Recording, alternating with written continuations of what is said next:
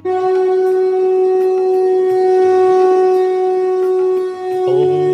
कृष्णाय वासुदेवाय हराय परमात्मने प्रणतत् क्लेशनाशाय गोविंदाय नमो नमः। समस्त विपद থেকে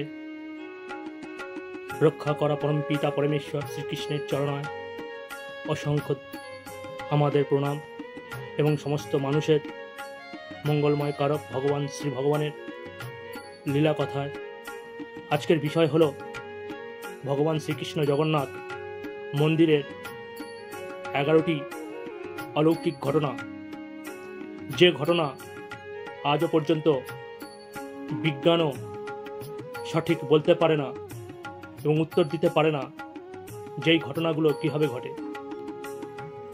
আজকের ভিডিওতে এইটুখানি আপনাদের কাছে স্পষ্ট করে বলতে চাই, যারা বলে ঈশ্বর নেই, ভগবান নেই, পরমপিতা পরমেশ্বর বলে কেউ হয় না, তারা অবশ্যই এই ভিডিওটা শোনার পরে অবশ্যই তারা আজকের বিশ্বাস করতে বাধ্য হবে যে ভগবান বা ঈশ্বর বলে কেউ অবশ্যই আছে, যে সৃষ্টিকর্তা কেউ আছে। তিনি যদি না থাকতেন তাহলে আজকের হয়তো পুরীর যে এই 10টি অলৌকিক ঘটনা আপনাদের সামনে তুলে ধরব তা সম্ভবপর নয়, যা আজও বিজ্ঞান খুঁজে বেড়ায়। তাই বলবো ভিডিওটি স্ক্রিপ্ট না করে পুরো ভিডিওটি দেখার অনুরোধ রইল, কারণ যদি আপনারা স্কিপ করে বেরিয়ে যান হয়তো অনেক মূল্যবান তথ্য সত্যি বলতে আপনারা কিন্তু মিস করে যাবেন এবং অনেক অজানা তথ্য আপনাদের থেকে যাবে। তাই দয়া করে অনুরোধ রইল, স্কিপ করবেন না কেউ, পুরো ভিডিওটা শোনার চেষ্টা করবেন, তাতে আমার মনে হয় অনেক কিছু আপনারা জানতে পারবেন। কথায় আছে বিশ্বাসে মেলায় বস্তু তর্কে বহুদূর। তাই এই বিশ্বাস নিয়ে আজকের এই ভিডিও, এবং যারা পুরীতে গেছেন আমার অনুরোধ তারা এই ভিডিওটা শোনার পরে অবশ্যই বুঝতে পারবেন যে পুরীতে স্বয়ং ভগবান শ্রীকৃষ্ণের বসবাস। তাই ভগবানের যেখানে বসবাস সেখানে গিয়ে পুরীতে শুধু সমুদ্রে স্নান করা নয়, শুধু ঘুরতে যাওয়া নয়, এই ভেবে কেউ পুরীতে যাবেন না। দয়া করে পুরীতে যাবেন, এটি কিন্তু চতুর্থ ধামের মধ্যে একটি ধাম যা ভগবান শ্রীকৃষ্ণ নিজে বসবাস করে। তাই সেখানে গিয়ে কোনো কুকর্ম, নেশা ভান এসব করবেন না, তাতে কিন্তু শতকোটি পাপ কিন্তু আপনারা অজান্তে কিন্তু লাভ করে ফেলবেন। তাই আশা করব পুরীতে ভগবানের তীর্থস্থান হিসাবে যাবেন এবং ভক্তি নিয়ে যাবেন এবং সমস্ত মনোবাসনা, তাকে চাওয়া তাকে পাওয়া সব কিছুই সেখানে পরিপূরণ করা সম্ভব। যাক, বেশি দেরি না করে মূল বিষয়ে ফিরে আসা যাক। আমি প্রথমেই যেটা বলেছি, কথায় আছে বিশ্বাসে মেলায় বস্তু তর্কে বহুদূর। প্রাচীন ভারতের ঐতিহাসিক স্থানগুলোর মধ্যে অধিকাংশই এখনও পর্যন্ত নানা রহস্য বহন করে চলেছে।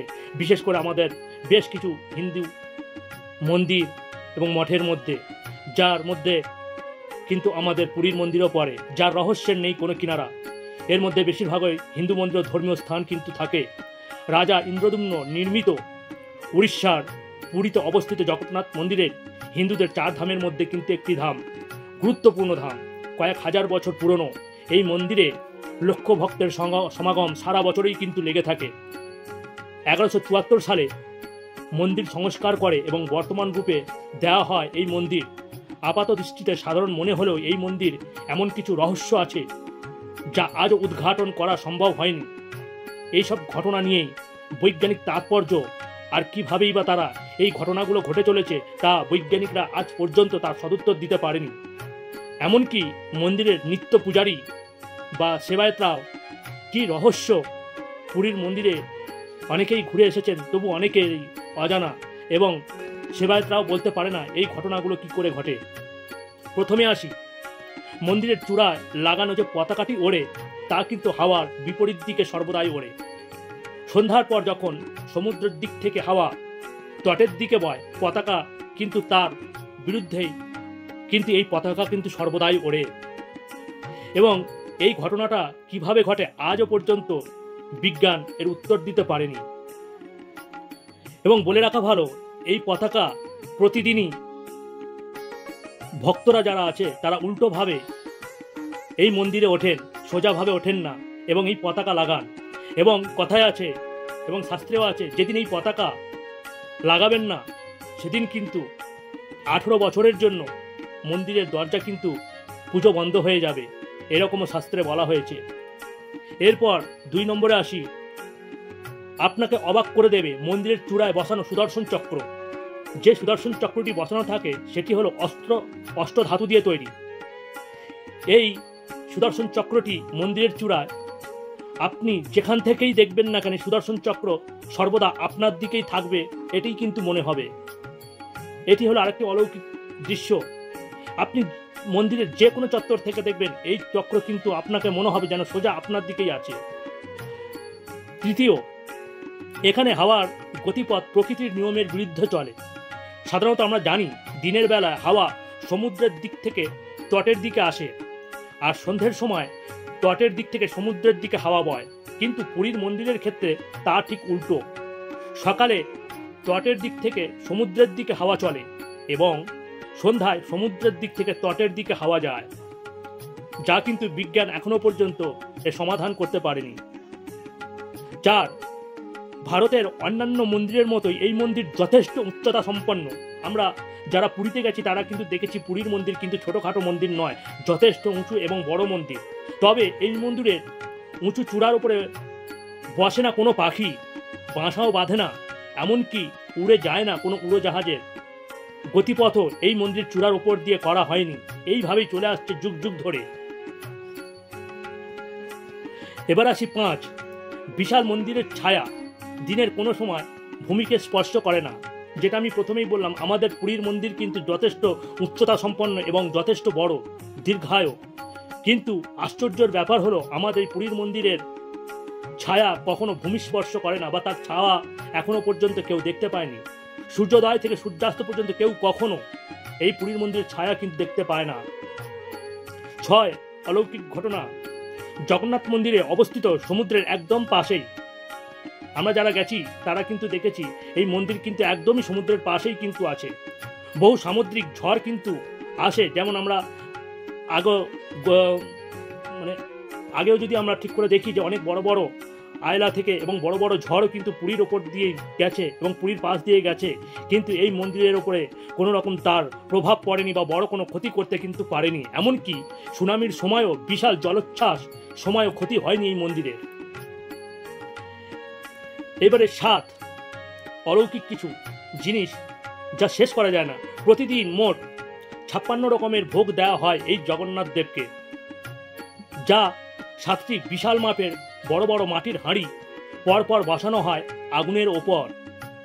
এবং আরও তাজ্জবভাবে সবচেয়ে লাগে এই হাঁড়ি 7টি পরপর যেভাবে বসানো হয় এবং তাও মাটির উনানের ওপরে, এবং সর্বদা কিন্তু এই ভোগ তৈরি হয় কাঠের জালে। আর এই কাঠ কোথায় থেকে আসে? এই কাঠ কিন্তু প্রতি বছর যে রথ তৈরি হয় সেই রথ ভাঙার পর যে কাঠগুলো থাকে সেই কাঠ দিয়ে কিন্তু ভগবান জগন্নাথের এই ভোগ তৈরি হয়। এই 56 ভোগ তৈরি করার সময় পরপর 7টি বড় বড় হাঁড়ি কিন্তু একের পর এক রেখে কাঠের জাল দিয়েই কিন্তু রান্না করা হয়।